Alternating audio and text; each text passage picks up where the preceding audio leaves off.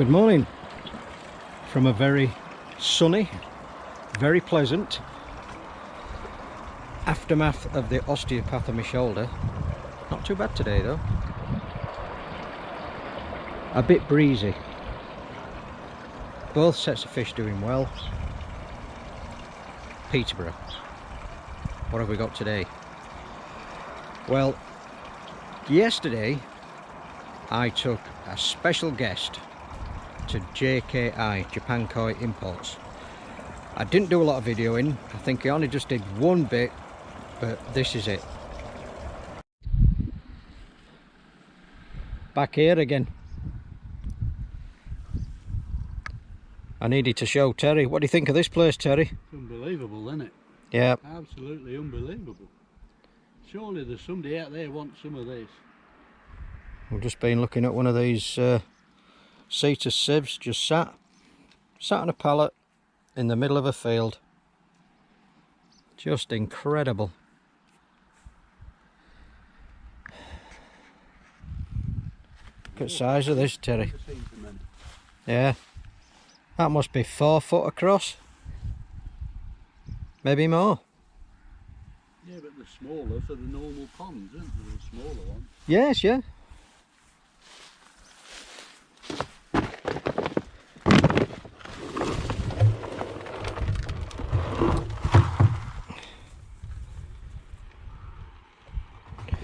Just waiting for somebody to pick up a bargain.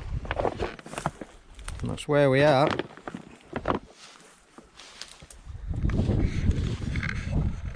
Oh well, back to the world. So as you can see, Terry was very bemused with the amount of filters in that field. One Cetus sieve has gone. You have been warned. What am I doing today? I'll follow you.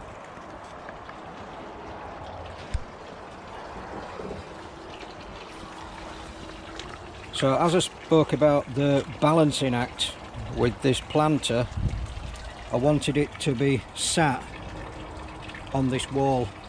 I didn't really want an overhang, I just wanted it sat so the majority of the weight is right in the centre. And these are the 245s that arrived from Absolute Koi this morning, and they were an exchange for the white and purple flapper valve that I didn't use inside the greenhouse. So these have just been dry fitted. I need to glue them and then we'll see how it goes from there. Fish are clearly interested in what's going on. All looking well.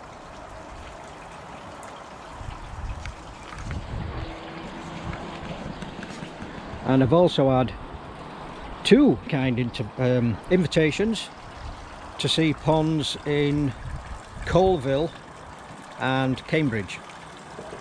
So as it's quite a busy week this week, it will hopefully be next week.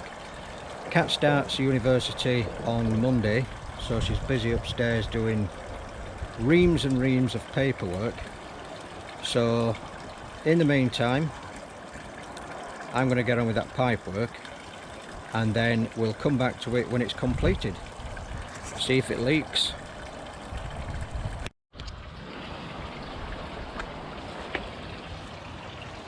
Right, that's all glued up.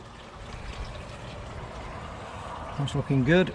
I've also left a gap just in case in the future I do cover it, and that gap is level with that end post. So happy about that. Time for a bacon sandwich, and then I shall turn this thing on. Fingers crossed.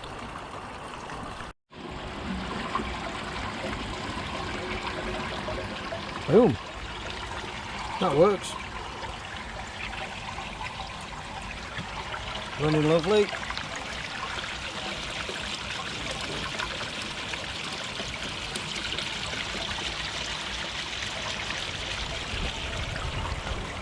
Yeah, happy with that.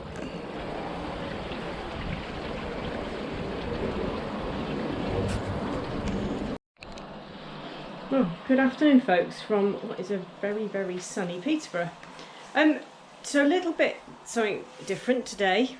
I've been water testing, so I'm just show you where we are collating the information for what it's worth. So today's test, to write down the bottom, let me just move that. If you can see, so 23rd, which is today, which is about an hour ago. And I think the parameters in the pond are the best we've had this pond so far. So I've been struggling a bit with nitrate. Obviously nitrate's not so important.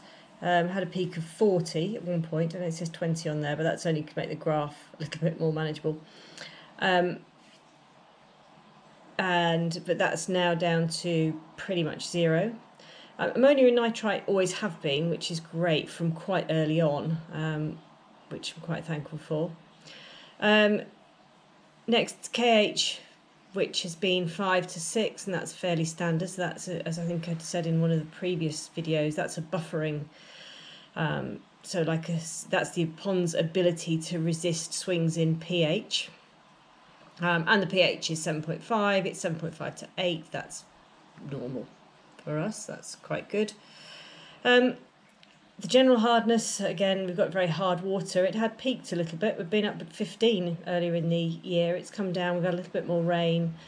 So it's down at 12, which is the lowest it tends to get. Chloride, as we've discussed on previous ones, we've got chloramine in, but that's chlorine, it's reading 0, and with the ammonia reading 0, fairly happy with that. That's where we're going to get it, the best we're going to get it. And it did, the chloride, as you can see higher up, actually it does, the chlorine does go up at times. So this is just the best that we have to use without going and getting a chloramine tester, which have been struggling to find how to test directly for chloramine. So we're sticking with the method that we use. We use the same method the whole time. It means you have something to constantly compare with. It gets a bit confusing if you use lots of different methods. The final one is phosphate. That's purely for interest, really, because we can.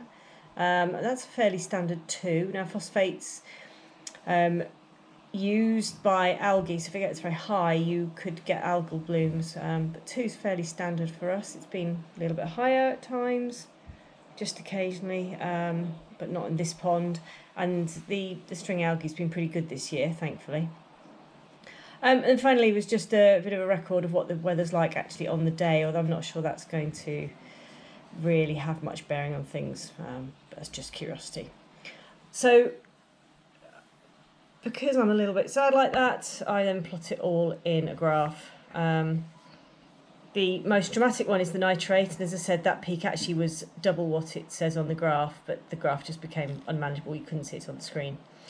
So that's the big one. Just one thing, if you are using Excel to plot graphs, every time you add a new line to it, so add a new data set, and so on a new date, you have to change all of these down here, which are the legend that tell you what each line means. So all I've done is I've coloured the lines, and then I have coloured the titles here, so it makes it a lot easier for me to go, oh, what's the red one? Well, the bright red one. Oh, it's ammonia. And yes, so just a sort of successful graph there, or a successful pond at the moment, which is great. Fingers crossed we keep it like that. It's one less thing to worry about. So yeah, quick run through. Thanks for listening.